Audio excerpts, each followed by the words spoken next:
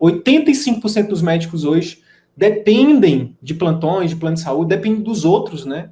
Trabalham muito, ganham pouco, estão frustrados, porque não aprenderam a vender, né? A gente se torna alvo fácil, JP. Olha só, tudo isso foi para dizer isso. A gente se torna, é como se nós fôssemos cordeirinhos, entendeu? Para os lobos aí dos planos, das grandes empresas, dos grandes hospitais, que aprenderam a vender, né? Que aprenderam a fazer essas habilidades que a gente foi, inclusive,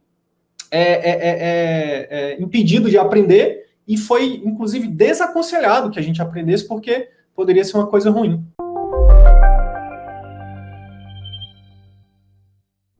E a gente começa, então, a falar sobre por que vender, né, na medicina é uma das maiores barreiras, né, para os médicos viverem de atendimento particular. E aqui o primeiro ponto, a nossa formação ela é predominantemente no SUS, né? Se você não se formou no SUS, você teve uma formação no hospital privado, você é exceção. Na maioria das vezes, né, até faculdades que são particulares utilizam o sistema único de saúde, né, o sistema público, como referência para os seus médicos se formarem, para suas residências. Ou seja, o que acontece? A maioria dos pacientes que a gente atende não pode pagar no SUS. E aí o que acontece? A gente pode, né, isso pode fazer com que o médico pense que a maioria das pessoas são pobres e que não podem pagar, não terão dinheiro para pagar o seu atendimento particular. Então aqui é uma primeira coisa.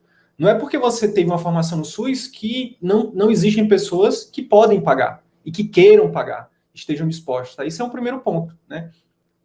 Agora, tem algo que é pior, JP, do que isso, que é o seguinte, muita gente pode estar sendo convencida de que vender é errado. Onde? Dentro da formação mesmo. Professores, né, aí existe uma questão, um viés ideológico, que eu não quero entrar nesse mérito aqui, mas isso é um fato, e eu falo porque eu tenho 7 anos dentro da formação, eu estudei formação, vim de uma universidade, me formei e fui preceptor e professor, estive professor universitário por 7 anos, na Universidade Federal, e existe um viés gigantesco ideológico, né, dentro das universidades, e faz com qual o problema disso? O problema é que esses professores, e eu aqui me coloco como vulnerável na frente de vocês, como eu já pensei dessa forma, eu já tive discussões com alunos, João Paulo, o aluno falou assim, mas por que o senhor acha lá atrás eu tinha esse viés, eu falo com conhecimento de causa mesmo, porque eu fui formado na universidade, enfiaram isso na minha cabeça, e eu reproduzi isso, né? Eu falava assim, não, o médico tem que ir para o SUS, o médico tem que, tem muita gente que precisa, não sei o quê. E teve uma vez que o aluno falou assim, mas qual o problema do médico querer ter o seu atendimento particular? E teve uma discussão e tal. Então, assim, isso existe, isso é um fato, né? E qual o problema disso? O problema disso é que a gente pode ser convencido de que isso é real. E, sim, muita gente precisa, né? A gente vai falar mais sobre isso. Nós vivemos num país bem desigual e tudo mais, mas o fato é que você pode dar com a sua contribuição ao SUS, mas você também não tem nada de errado você também ter o seu atendimento particular. Então, esse é um primeiro ponto.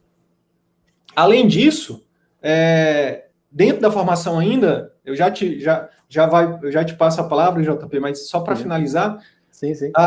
Dentro da formação ainda, existe uma outra coisa. Se as pessoas têm um viés ideológico, e se o médico muitas vezes acha que ele pode ter essa visão deturpada de que o paciente não pode pagar, ainda tem uma coisa que piora isso, que é o fato de ninguém ensinar sobre vendas. Então, se você já tem uma crença errada, se você acha que o mundo é aquilo, né? Porque o mundo você reproduz aquilo que você enxerga. Se você vê só... Por isso que eu parei de assistir jornal, né? Abrindo um parênteses aqui. Se você só escuta jornal, só assiste jornal, fica vendo notícia, você acha que o mundo está acabando. Né? Se você só convive com pessoas que reclamam, você daqui a pouco está reclamando. Se você convive com famílias violentas, daqui a pouco você está sendo uma pessoa violenta. Então, você é o reflexo do mundo que você está enxergando. Então, o fato é que, quando você está exposto a isso, e se ninguém te ensina, ora, qual é o resultado disso? Cara, o resultado é o que o estudo de demografia médica, né, o estudo mais famoso e mais complexo e mais completo sobre formação médica, sobre mercado médico do Brasil, foi feito pelo CFM em parceria com o CREMESP, explica, 85% dos médicos hoje dependem de plantões, de plano de saúde, dependem dos outros, né? Trabalham muito, ganham pouco, estão frustrados, porque não aprenderam a vender, né? A gente se torna alvo fácil, JP. Olha só, tudo isso foi para dizer isso. A gente se torna, é como se nós fôssemos cordeirinhos, entendeu? Para os lobos aí dos planos, das grandes empresas, dos grandes hospitais, que aprenderam a vender, né? Que aprenderam a fazer essas habilidades que a gente foi, inclusive, impedido de aprender e foi, inclusive, desaconselhado que a gente aprendesse, porque poderia ser uma coisa ruim. Perfeito, cara. Nesse ponto aí que você falou do SUS, tem uma coisa muito interessante que a gente sempre aprende, como se a medicina fosse um sacerdócio, né? Como se você devesse, assim, é muito errado, muitíssimo errado você aprender a vender o seu tratamento, você aprender a comercializar o que você faz, né? E assim, aí que entra também, não só a parte de técnica de venda, que a gente não aprende, você tem toda a razão nisso, mas aí a gente não só acha errado, a gente não aprende, a gente terceiriza isso. E aí, nesse momento, é que realmente, aí veio alguém e terceirizou mesmo. Os planos vendem. Os planos vendem tudo. Aí vende, tem vendedor, te liga, quantas ligações de plano de saúde você não recebe? Esse tipo de venda é muito menos, não desmerecendo nenhum tipo de venda entendeu? De telemarketing que seja, mas ele é muito menos nobre do que a sua venda, que você está não só fazendo aquela venda do tratamento, mas você está ajudando a pessoa, você está convencendo a pessoa, e com a sua técnica de venda, você vai, com certeza, também convencer muito melhor essa pessoa a fazer o tratamento, a seguir o tratamento, a melhorar, entendeu? Não é só a questão, não, mas eu vou aprender a ganhar dinheiro, eu quero dinheiro, dinheiro, dinheiro. Não que isso não seja importante, mas é muito acima disso. Quando você começa a pensar em técnicas de venda, você começa também a pensar em técnicas de fazer o seu tratamento dar certo, entendeu? Isso é muito importante. É isso. Né? Aí eu ainda diria mais. Tem esse terceiro ponto, né? Isso, exatamente. Eu ainda diria mais que tem o terceiro ponto, né? Que é que o consultório, a gente não pode esquecer que consultório, a clínica, a sua clínica, o seu consultório são empresas, entendeu? É uma empresa e precisa sobreviver.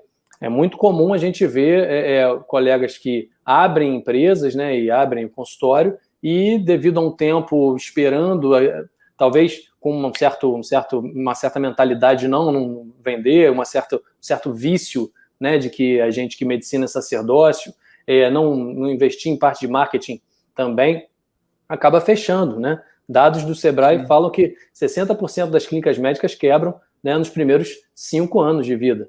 Então, isso é bem complicado. Então, a gente precisa aprender a fazer a nossa empresa sobreviver também, claro. Isso é muito importante. Isso vai fazer com que a sua empresa, que talvez fosse durar 5 anos sem as técnicas adequadas, vá durar, 100, você vai passar isso para os seus filhos, ou vai vender depois, ou vai herdar, mas vai durar 100, 200, quantos anos, quantas pessoas essa empresa não vai ajudar, entendeu? Isso é fundamental. O seu negócio, ele é muito importante. O negócio do médico, ele é muito importante. Ele tem muita gente para ajudar e muita gente que precisa dele.